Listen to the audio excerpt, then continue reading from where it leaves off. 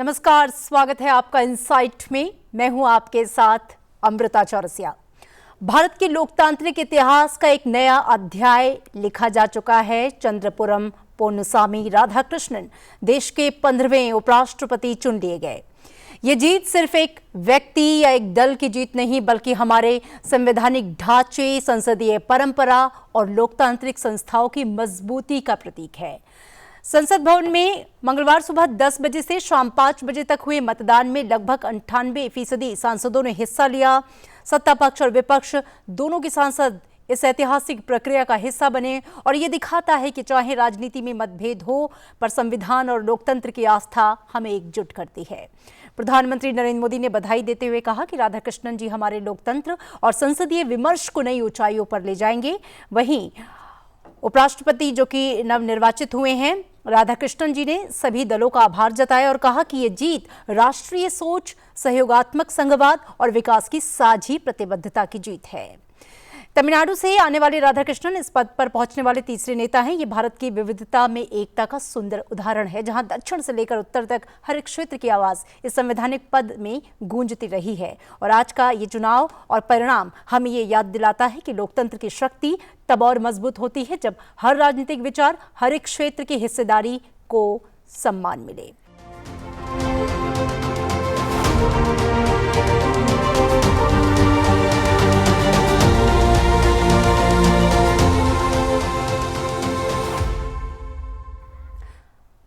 तो आज इनसाइट में हम बात करेंगे इस चुनाव की प्रक्रिया, इसके परिणाम, नेताओं की प्रतिक्रियाएं और भारत के लोकतंत्र में उपराष्ट्रपति की भूमिका पर। मेरे साथ दो बेहद खास मेहमान जुड़ रहे हैं, उनसे आपका परिचय करा दूं।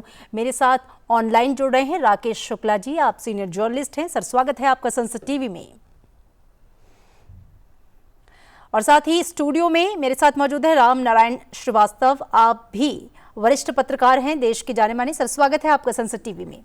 और आइए चर्चा की शुरुआत करते हैं। सबसे पहला सवाल राम नारायण जी मैं आपसे कर लेना चाहूंगी। एक ऐतिहासिक चुनाव, एक ऐतिहासिक मतदान और एक ऐतिहासिक रिजल्ट, लेकिन कल जिस तरीके से हमने देखा लोकतंत्र में आस्था रखते हुए सबकी प्रतिभागिता और जिस तरीके का टर्नआउट निकला है, क्योंकि ये बताया गया है कि जो एनडीए के सांसद हैं उससे ज़्यादा उनको वोटिंग पड़ी है, तो ये दिखाता है कि किस तरीके से जब संवैधानिक जो एक सर्वोच्च पद है दूसरा, उसके लिए लोग कैसे एकजुट होते हैं और किस तरह से लोकतंत्र को मजबूती मिलती है। इस पर आपकी प्रतिक्रिया। देखिए, हमारा जो लोकतंत्र है वो दुनिया का सबसे बड़ा लोकतंत्र है और उसकी खूबसूरती इसी बात में है कि हम अपने संवैधानिक पदों पर जब किसी नेता को चुनते हैं जी, तो पूरी तरह से लोकतांत्रिक प्रक्रियाओं का पालन करते हुए चुनते हैं। राजनीतिक मतभेद अपनी जगह होते हैं, राजनीतिक गतिविधियां अपनी जगह होती हैं, लेकिन जब चुनाव का वक्त आता है, राष्ट्रपति उपराष्ट्रपति के मतदान खासकर जब होते हैं, तो उसमें कोई भी लागू नहीं होता है और सभी जो अपने निर्वाचक मंडल होता है अपने विवेक से निर्णय लेता है। हालांकि हर सांसद अपने के दल से बंधा रहता है, लेकिन फिर भी यहाँ पर उसके पास एक चुनने का अवसर रहता है जिसमें वो अपने अंतरात्मा की आवाज़ पर अपने देश के हित को सामने रखकर चुनाव करता है। और इस चुनाव का जो मतदान के बाद जो परिणाम आए वो इस बात को प्रतिबिंबित करते हैं कि हमने एक बेहतर विकल्प के रूप में देश के नए राष्ट्रपति के रूप में सीपी राधाकृष्णन को चुना है और सभी सांसदों ने इसमें हिस्सा लिया। विरोध में बी सुदर्शन रेड्डी थे, उनको भी अच्छे मत मिले, लेकिन राजग की जो क्षमता थी उससे कहीं ज़्यादा मत मिलना राधाकृष्णन को एक बड़ी बात है। निश्चित रूप से इसमें विपक्ष के कुछ सांसदों ने भी उनको अपना समर्थन दिया है, जो कि राधाकृष्णन की अपनी जो क्षमता है, उनका अपना जो अनुभव है, उनकी अपनी जो व्यक्तिगत अपनी जो भूमिका है, उसको देखते हुए भी उनको मत मिले हैं जी। तो एक महत्वपूर्ण बात है कि आपने राजग की दायरे से बाहर जाकर, राजनीतिक एक दायरे से बाहर जाकर के वोट हासिल करना और चुनाव में एक बड़ा अंतर से जीतना एक सशक्त लोकतंत्र की निशानी है। जी बिल्कुल, ये एक सशक्त लोकतंत्र की निशानी। और हमने देखा भी राकेश जी, 452 बनाम 300, 152 मतों का अंतर, आप इसे संसदीय समर्थन, क्रॉस वोटिंग संकेत और जो एकल संक्रमणीय मत प्रणाली है उसके प्रभाव के रूप में कैसे आंकते हैं? देखिए, यदि वैचारिक तौर पे देखा जाए तो इंडी गठबंधन में जो भी दल है वैचारिक तौर पे उनपे समरूपता नहीं है, लेकिन एनडीए गठबंधन में जो दल आए हुए हैं वो वैचारिक रूप से समरूपता में इसलिए मानूंगा कि यदि आप राष्ट्रवादी विचारधारा को लेकर चलने वाली भारतीय जनता पार्टी के साथ यदि आप खड़े होने का फैसला किए हैं तो इसका मतलब ये हुआ कि आप उसकी विचारधारा को स्वीकार कर रहे हैं या उस पर आप सहमत हुए। वहीं इंडी गठबंधन में यदि आप देखेंगे तो हर राज्य में क्षेत्रीय दलों का अपना अपना मंथन है, अपना अपना वैचारिक धरातल है और अपना अपना एजेंडा है। तो इंडी गठबंधन और उसके पहले का जो गठबंधन है यूपीए, यदि आप देखें तो पाएंगे कि उसमें एक अलग अलग तरीके के लोगों का एक जमावड़ा जैसा था, वैचारिक समतुलता नहीं थी। और यही कारण है कि पिछले 3 चुनाव पे यदि हम नजर डालें तो उन 3 चुनावों में हम पाएंगे कि वेंकैया नायडू जी के समय पे भी उस समय पर 30 साल का रिकॉर्ड टूटा था और 277 वोट ज्यादा मिले थे वेंकैया जी को। फिर जगदीप धनखड़ जी के कार्यकाल को यदि हम देखें, जब उनका चुनाव हुआ था 2022 में, तब भी एनडीए को ज्यादा वोट मिले थे। और इस बार जब सीपी राधाकृष्णन जी का चुनाव हुआ तब भी एनडीए गठबंधन को ज्यादा वोट मिले। इसका मतलब ये हुआ कि इंडी गठबंधन में जो सांसद हैं, मैं पार्टियों की बात नहीं करूंगा, जो सांसद हैं वो कहीं ना कहीं भारतीय जनता पार्टी की विचारधारा को स्वीकार करते हैं और इसीलिए अपनी पार्टी के वैचारिकता से इतर उन्होंने भारतीय जनता पार्टी की विचारधारा का समर्थन किया और उनको वोट किए। जी अमृता जी। जी बिल्कुल, कहीं ना कहीं ये एक जुटता जो है गठबंधन की उसे दर्शाती और दिखाती है और ये भी एक लोकतंत्र का बहुत ही सुंदर रूप है। रामनारायण जी, प्रधानमंत्री ने बधाई दी है और कहीं ना कहीं उसमें उन्होंने एक संवैधानिक संदेश देने की कोशिश की। उन्होंने कहा कि उपराष्ट्रपति जो हैं इसको संवैधानिक मूल्यों को मजबूत करेंगे, संसदीय विमर्श को और समृद्ध बनाएंगे। तो किस तरीके से प्रधानमंत्री का जो ये शुभकामना संदेश है उनके लिए या जो बधाई है वो किस ओर इंगित करती है उपराष्ट्रपति जो हमारे नए निर्वाचित हुए हैं? देखिए, हमारे जो नए उपराष्ट्रपति हैं सीपी राधाकृष्णन जी, उनके पास राजनीतिक अनुभव काफ़ी ज़्यादा तो है ही, साथ ही उनके पास संसदीय अनुभव भी है और संवैधानिक पदों पर काम करने का अनुभव भी है। 2 बार लोकसभा के सांसद रहे, वो राज्यपाल रहे हैं, पहले विधायक रहे हैं। तो इन सारी भूमिकाओं में उन्होंने जो अपनी राजनीति के अपनी जो तैयारी की है, अपनी जो राजनीतिक सफ़र तय किया है, उसको अब वो एक बड़े संवैधानिक पद पर बैठ करके देश के उच्च सदन के सभापति के रूप में जब आएंगे सदन में तो वो सामने देखने को मिलेगा। तो प्रधानमंत्री की जो बधाई है, प्रधानमंत्री ने उनसे जो अपेक्षाएं की हैं, प्रधानमंत्री ने उनसे जो उनके बारे में जो प्रशंसा की है, वो कोई गलत नहीं है, बल्कि वो उन मापदंडों पर खड़े उतर चुके हैं और आगे उनके पास जो दायित्व आ रहे हैं उसको भी उसी तरह से वो निर्वहन करेंगे।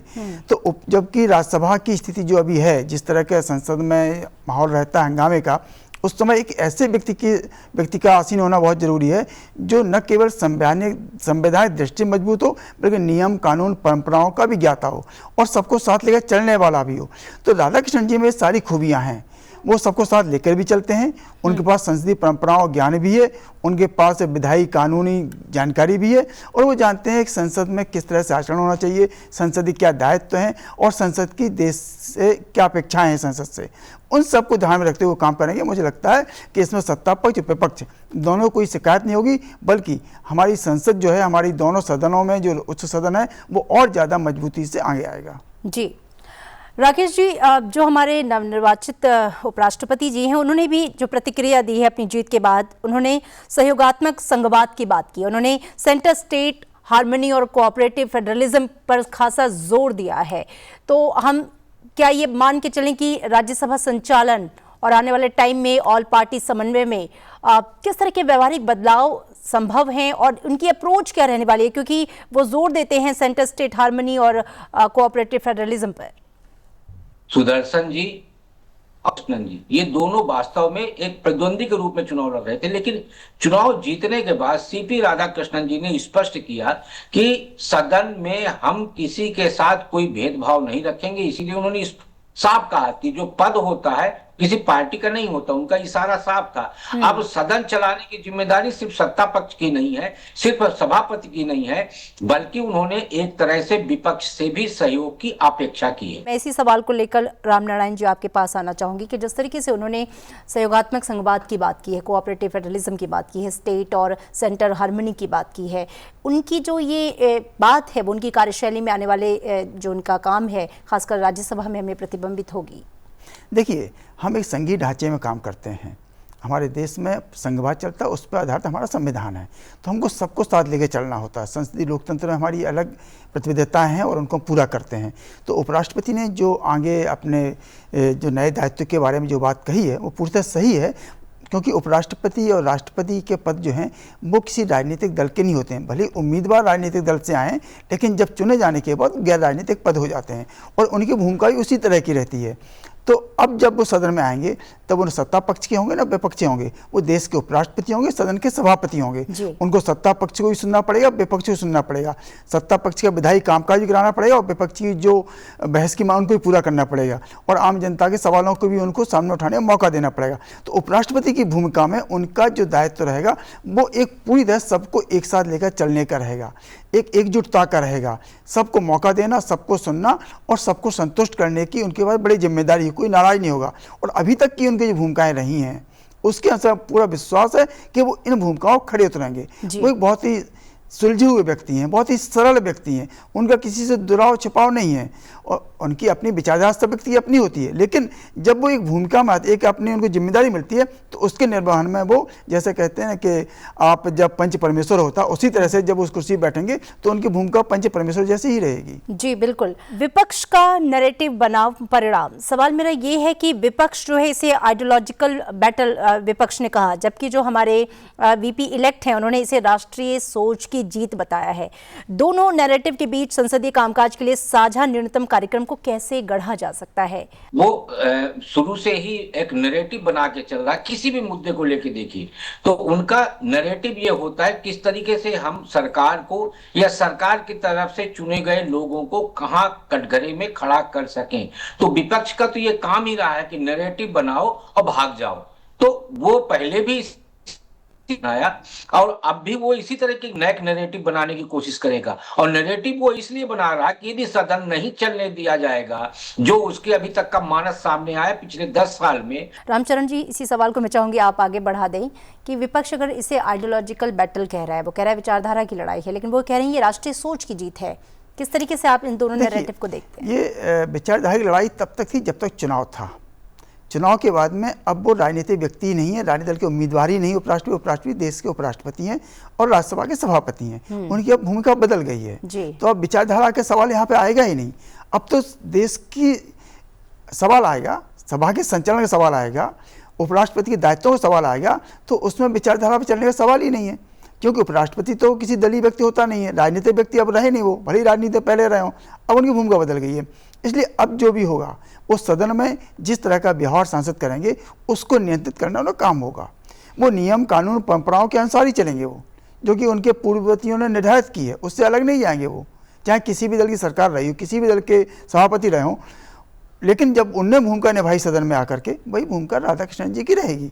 तो सदन में जो आएगा वो उसमें विपक्ष भले अपनी कुछ भी कही, क्योंकि वो तो नीचे बैठे होंगे, नीचे वो तो राजनीति होगी, लेकिन जो मंच पे जो सभापति के पद पे आसीन होता है वो राजनीति से परे होता है। तो नीचे से राजनीति होगी, ऊपर से राजनीति नहीं होगी। ऊपर से वही होगा जो संविधान के दायरे में होगा, जो परंपराओं के दायरे में आएगा।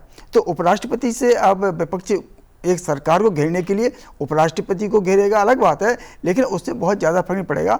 हमारी संसदीय प्रक्रिया इस बारे में स्पष्ट है कि उपराष्ट्रपति की भूमिका तब तक ही राजनीतिक रहती है जब तक वो चुनाव लड़ता है। चुनाव में जीत के बाद, शपथ लेने के बाद उसकी भूमिका बदल जाती है। इसलिए विपक्ष का ये कहना कि विचारधारा की लड़ाई है, वो सरकार से लड़े, भाजपा से लड़े, जिससे लड़े, लेकिन उपराष्ट्रपति से वो लड़ाई उसकी नहीं होगी। उपराष्ट्रपति से तो उसके अपने जो मुद्दे उठाएंगे उनको उठाने की अनुमति देना नहीं देना, नियम प्रक्रिया में आते हैं नहीं आते, उसके अनुसार ही बात होगी। अब तो जो बीएससी की मीटिंग होगी उसमें चर्चा होगी किस विषय को लेना है, किसको नहीं लेना है, और सभी दलों की सहमति से वो लिए जाते हैं जो विषय आते हैं सदन के सामने। तो इसलिए अब उसको भी अपना नैरेटिव चेंज करना पड़ा है विपक्ष को, क्योंकि अब लड़ाई पूरी हो चुकी है, युद्ध खत्म हो चुका है, जीत के बाद नई भूमिका शुरू हो चुकी है। बिल्कुल, उपराष्ट्रपति सभापति जो है ना सत्ता पक्ष के नहीं है, विपक्ष के नहीं है, पूरे देश के हैं और सभी के हैं।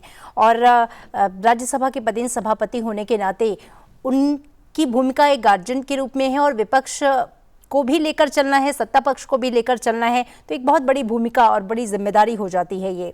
हमने देखा पिछले सेशंस में किस तरीके से जो कार्यवाही है वो किसी न किसी वजह, किसी कारणवश नहीं चल पा रही थी। व्यवधान बहुत ज़्यादा था, बार बार अपील के बावजूद भी दिक्कतें थीं। तो हम ये उम्मीद करें आने वाले समय में क्योंकि लीडरशिप की अप्रोच ही ऐसी है कि ये राष्ट्रीय एकता की जीत है, और जब वो संघवाद की बात करते हैं और सेंटर स्टेट कोऑपरेशन की भी बात कर रहे हैं, तो हम उम्मीद करें कि अब विपक्ष को भी ये समझना होगा कि किस तरीके से हमें साथ में मिलके सार्थक बहस में हिस्सा लेना है ताकि पॉलिसीज़ को लेकर या तमाम मुद्दों को लेकर बातचीत जो आगे बढ़ सके। आप कैसे आने वाली तस्वीर को आंकते हैं? देखिए, अब अगला जो सत्र होगा वो होगा संसद का शीतकालीन सत्र जी। शीतकालीन सत्र में ही ये सामने आ गया विपक्ष अपने आप को कितना बदलता है, कितना बदलाव लेकर आता है और कितना रचनात्मक होकर सदन में वो आता है। टकराव की बात अलग होती है, टकराव तो होता ही रहता है, लेकिन आपको रचनात्मक होना पड़ता है बहुत सारे देश के मुद्दों पर, जनता के मुद्दों पर। उनकी बात मुद्दों को उठाएंगी, आप अड़ियल रुख अपना के रखेंगे और आप सरकार से लड़ने के बजाय आप चेयर से लड़ने लगेंगे तो आपको दिक्कतें बढ़ेंगी ही। आपको सरकार करना, सरकार को कटघरे में खड़ा करना, चेयर को कटघरे में खड़ा नहीं करना होता है। और पिछले मौकों में हमने देखा है विपक्ष ने यही काम किया है, उसको भले उसकी गलती माना जाए, उसकी रणनीति माना जाए, कुछ भी कहा जाए, लेकिन वो कई बार होता है सरकार से लड़ते लड़ते वो चेयर से लड़ने लगता है, तो उसमें उसकी दिक्कतें बढ़ती हैं। फिर अगर विपक्ष चेयर का सम्मान करते हुए, आसंदी का सम्मान करते हुए, नियम परंपराओं का पालन करते हुए अपनी बात को रखेगा तो कई समस्या आने वाली नहीं है। विपक्ष को अगर विपक्ष सदन में बोलेगा तो भी जनता तक आवाज़ जाएगी, सदन नहीं चलने देगा तो आवाज़ कम जाएगी, शोर ज़्यादा जाएगा। जनता शोर नहीं चाहती है, देश शोर नहीं चाहता, देश चाहता है सार्थक बहस और बहस का कोई निर्णायक अंत। आप तो बहस शुरू नहीं करो तो निर्णायक कहाँ से हो पाएगी, उसका जवाब कहाँ से आएगा? सड़क और संसद में यही बड़ा अंतर होता है।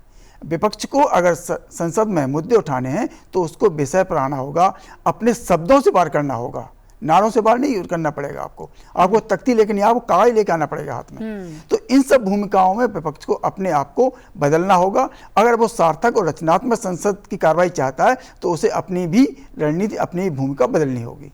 जी बिल्कुल। राकेश जी, आप तक आवाज़ पहुंच रही है? लगता है संपर्क उनसे टूट गया है। राम नारायण जी, एक और बहुत सुंदर चीज़ देखने को मिली जीत के बाद। हम देख रहे हैं जो प्रतिक्रियाएं आ रही हैं, जो शुभकामनाएं, संदेश आ रहे हैं, उनको शुभकामना देने वालों का जो तांता लगा हुआ है वो पार्टी लाइन से और हम तो कहेंगे गठबंधन से भी आगे क्रॉस विपक्ष के भी बहुत सारे सांसद हैं जो बहुत उत्साहित होकर उनको बधाई दे रहे हैं, और सत्ता पक्ष के जो गठबंधन के साथी हैं वो सभी। तो कहीं ना कहीं जो विश्वास है हमारे नेतृत्व में, जो उपराष्ट्रपति हैं उनमें सबका एक साथ दिखाई दे रहा है। ये कितनी बड़ी सफलता है, क्योंकि ये लोकतंत्र की सच्ची सफलता है कि जो जीत है या जो शीर्ष नेतृत्व है उसमें सबका विश्वास हो। बिल्कुल। अब वो उपराष्ट्रपति हैं देश के, अब वो उम्मीदवार नहीं है, अब भूमिका बदल चुकी है। अब वो सबके उपराष्ट्रपति हैं, हमारे सबके, जो भी सत्ता पक्ष हो विपक्ष हो, पूरे देश के उपराष्ट्रपति वो। तो उनको बधाई देना सभी देश का दायित्व है, सभी के, क्योंकि अब उनके नेतृत्व में हमें काम करना है। सत्ता पक्ष हो विपक्ष हो, कोई भी सांसद हो, सबको उनके साथ में, उनके मार्गदर्शन में आगे बढ़ना है। और जब सभा में जब आएंगे तो सभी पक्षों को बधाई दी जाएगी। ये हमारी परंपरा रही है, क्योंकि अब वो उस पद पर पहुंच गए हैं जहां पर कोई राजनीतिक तौर पर, राजनीतिक चश्मे से उनको नहीं देखा जाएगा, उनकी भूमिका को नहीं देखा जाएगा, उनको तटस्थ रूप में, एक एम्पायर के रूप में ही देखा जाएगा, जो कि सही गलत फैसले पर अपने निर्णय देंगे।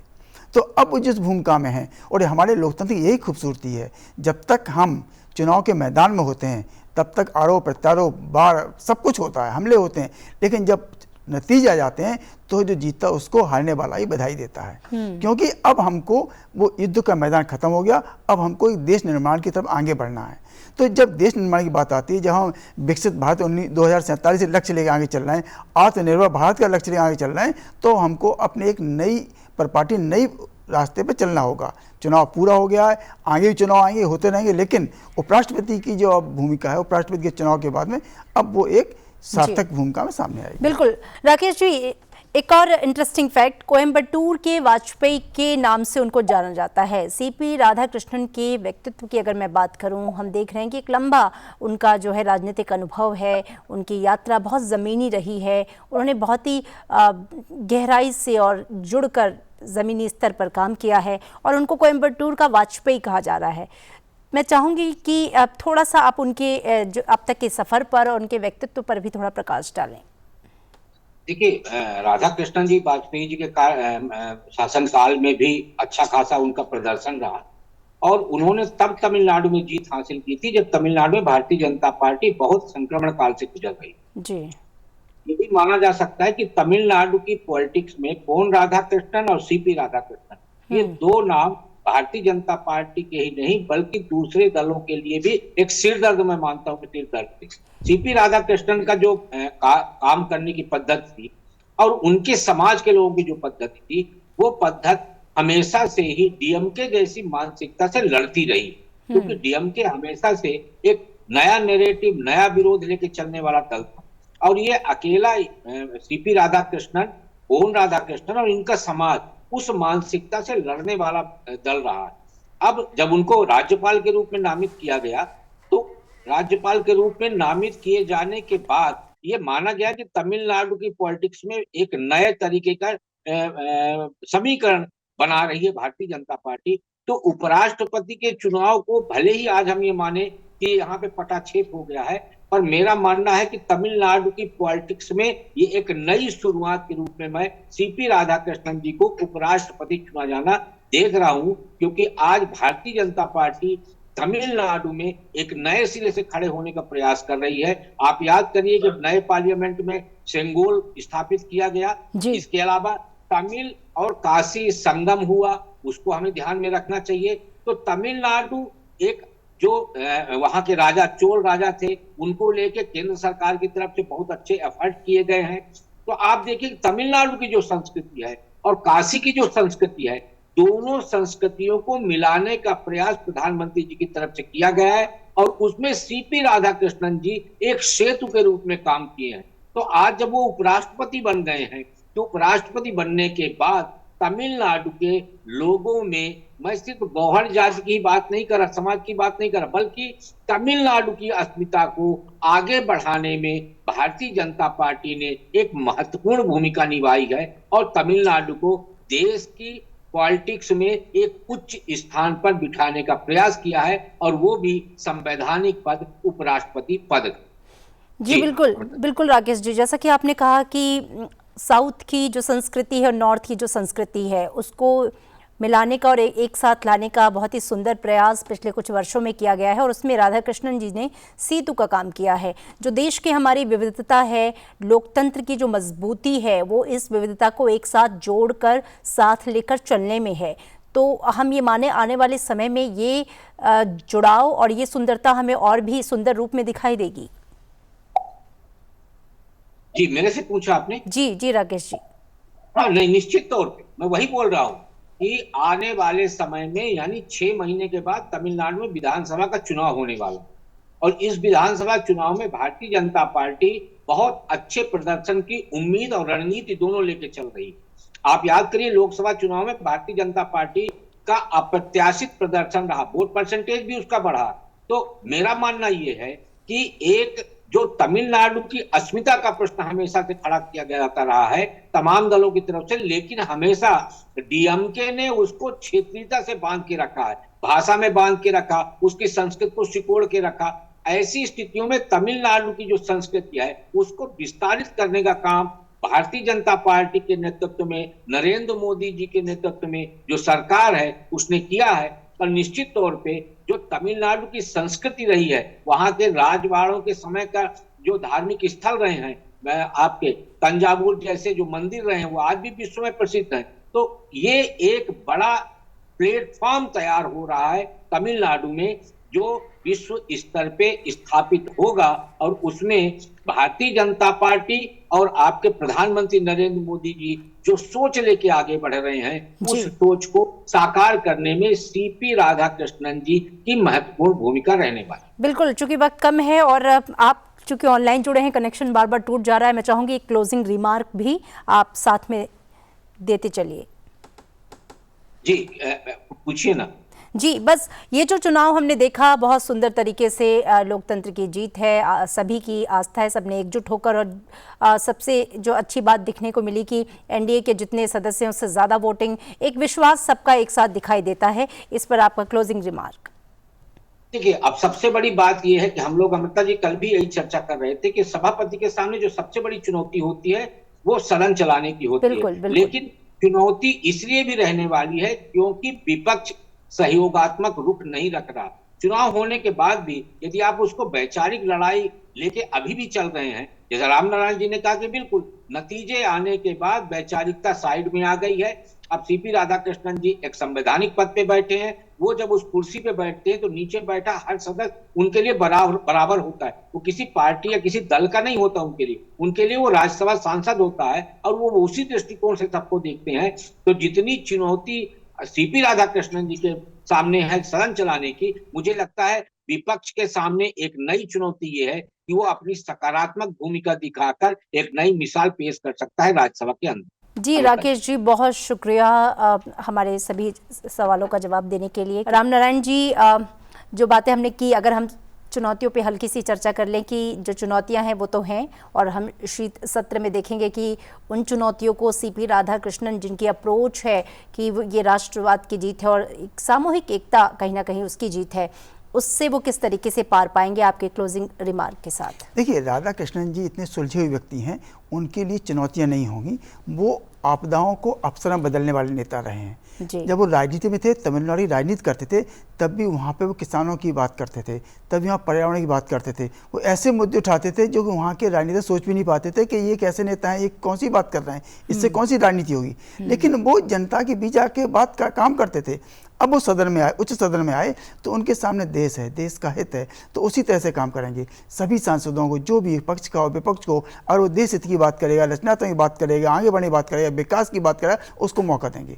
उनके पास में अब कोई छुपाव दराव नहीं होगा, और एक सफल एक कहते हैं संचालक के रूप में वो उभर कर सामने आएंगे यहाँ पर, और पूरा विश्वास है। और इससे विपक्षी नहीं, सत्ता पक्ष, विपक्ष को भी पूरी वो शांति मिलेगी। उनको जो उग्रता रहती है वो खत्म होगी कि एक ऐसा सभापति उनके पास होगा जो न सिर्फ उनको सुनेगा बल्कि उनको मौका भी देगा अगर वो विकास की, देश की बात करेंगे तो। जी बिल्कुल, ये जो एकजुट करके सबको साथ लेकर चलने की जो भावना है, जो एकता है, जो मजबूती है, वही इस लोकतंत्र की सबसे बड़ी समृद्धि भी है। बहुत धन्यवाद आपका रामनारायण जी बातचीत करने के लिए। तो जो उपराष्ट्रपति का पद है वो न सिर्फ देश का दूसरा सर्वोच्च संवैधानिक पद है, बल्कि राज्यसभा के पदेन सभापति होने के नाते राज्यों का प्रतिनिधित्व करने वाले सांसदों के एक तरह से मुखिया, और किस तरीके से इस उच्च सदन को चलाने की उनकी बड़ी जिम्मेदारी, जो सदन गार्जियन के रूप में लोकसभा के निर्णयों को देखता है या देखरेख करता है, या मिलके जो है विधायिका की कार्यवाही चलती है। हम उम्मीद करते हैं कि जो अप्रोच है उनकी, जो सोच है उनकी, उससे आने वाले समय में एक सुंदर तस्वीर जो है वो देश में और संसद में दिखाई देगी। बहुत बहुत शुक्रिया आप दोनों खास मेहमानों का। और फिलहाल इनसाइट में इतना ही। इस कार्यक्रम को आप संसद टीवी के तमाम यूट्यूब चैनल्स पर देख सकते हैं। देखते रहिए संसद टीवी। नमस्कार।